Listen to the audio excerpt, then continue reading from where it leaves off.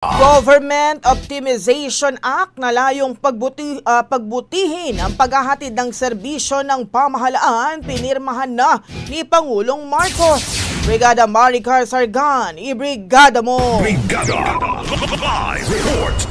Permado na ni Pangulong Ferdinand Marcos Jr. ang Republic Act No. 12-231 o ang Government Optimization Act na naglalayong gawing mas epesyente at simple ang paghahatid ng serbisyo ng gobyerno sa publiko sa pamamagitan ng pag-aalis ng mga paulit-ulit at hindi kinakailangang proseso. Sa ilalim ng batas, maaaring buwagin, i-deactivate, ilipat o pagsamahin ang mga ahensya, tanggapan o units ng gobyerno na itinuturing na redundant, hindi na kailangan o may kaparehong tungkulin sa ibang opisina.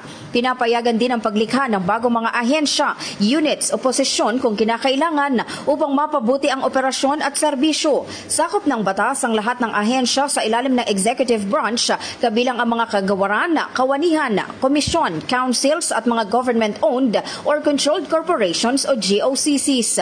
Hindi naman saklaw ng batas ang mga guro sa pampublikong paaralan at universidad, pati na rin ang mga sundalo at uniform personnel. Samantala, voluntaryo naman ito para sa mga lokal na pamahalaan, Kongreso, Hudikatura, Constitutional Commission at Office of the Ombudsman kung nais nilang ipatupad ang katulad na reforma basta't naaayon sa umiiral na batas.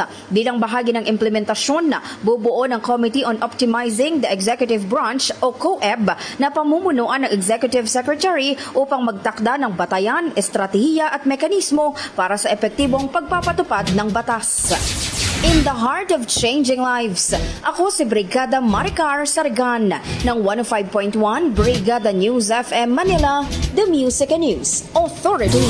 Ang bahaging ito ay hatid sa atin ng Standout ES4 Capsule. Simulang tuparin ang pangarap ng iyong anak. And stunting now!